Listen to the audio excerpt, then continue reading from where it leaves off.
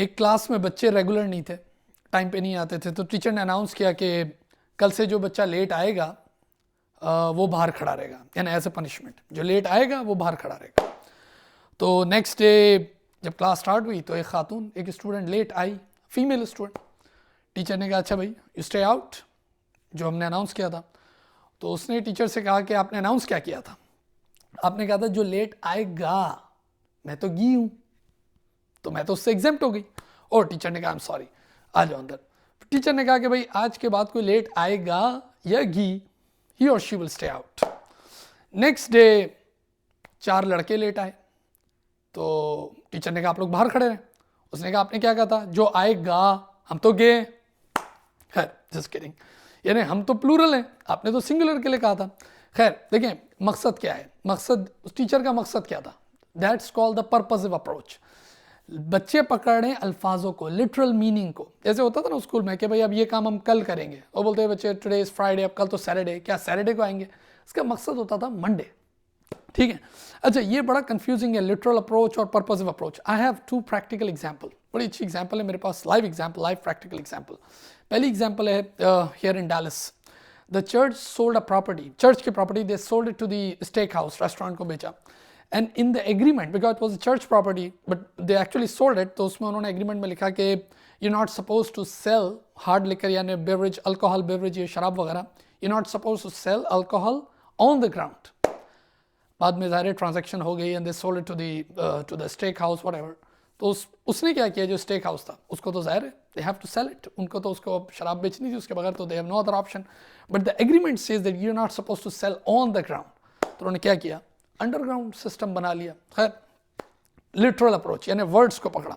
एक और मुझे केस लॉ याद है, इंग्लिश केस लॉ था, और ये भी प्रैक्टिकल, और उसमें ये था, ये इंग्लिश केस है कि जिसमें स्ट्रीट गर्ल्स, बैड गर्ल्स और ये हुकर्स वगैरह, ये शरीफ लोगों को, जो शरीफ लोग घूम रहे होते थे उनको अट्रैक्ट करती थी और उनको पैसों के लिए और ये वो, यानी उनको तंग किया करती थी, ठीक है ना, रोड पे। तो the law is passed and the wording was that now if any, कोई भी प्रोस्टिट्यूट है, कोई भी इस तरह की bad girl tease to any decent guy, जो भी पीपल ऑन द स्ट्रीट जो चल रहे हैं उनको अगर तंग करेगी तो शी विल बी वो पेनलाइज या प्रोसिक्यूटेड या व्हाटएवर, जो भी उसके ऊपर पनिशमेंट या पेनल्टी XYZ लगेगी। यानी अब भी जो भी ऑन द स्ट्रीट अगर कोई चढ़ेगा, तो उन महिलाओं ने क्या किया, द बैड गर्ल्स, उन्होंने कहा अच्छा भाई रोड पे मना है ना, तो उन्होंने वो जो रोड के साथ ही जो उनके अपार्टमेंट्स वगैरह थे और जो गैलरीज थी उस पर खड़े होके पर्दा हटा के थोड़ा सा ये वो, और ऊपर से फिर आवाज़ें मारना शुरू कर दी कि आजा मेरे शाहरुख, आजा मेरे राजू, हाँ आजा मेरे बालमा, तेरा इंतज़ार है। यानी the same thing going on but not on the street, ऊपर जाके छेड़ना शुरू कर दिया। खैर उनको पनिश हुई, क्यों? क्योंकि उस टाइम फिर जज ने, what was the purpose of the law? Purpose of law ये था, इंटेंशन ऑफ द लॉ ये था, at time of writing the law, मकसद ये था कि शरीफ लोगों को बचाया जाए फ्रॉम दीज बैड गर्ल्स, सही ना, इन सब चीज़ों से, ताकि लोग सुकून से अपना सफ़र कर सकें। तो इस वक्त कानून ने, they did not take the literal meaning, कि बोला हम वर्ड्स को नहीं देखेंगे, मकसद जो था उसको देखेंगे।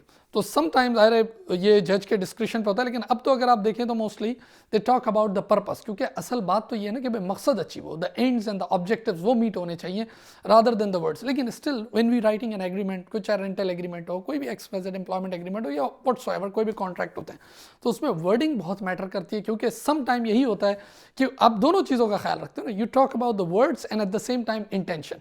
लेकिन ज़ाहिर है in case of conflict, disagreement या कोई भी ऐसा कोई सू कर दे, कुछ भी है, तो अल्टीमेटली फिर ज़ाहिर है जो डिसीजन होता है वो जज के पास होता है और उसके डिस्क्रिप्शन पे होता है। अपना बहुत सारा ख्याल रखें and you have a great day now, thank you.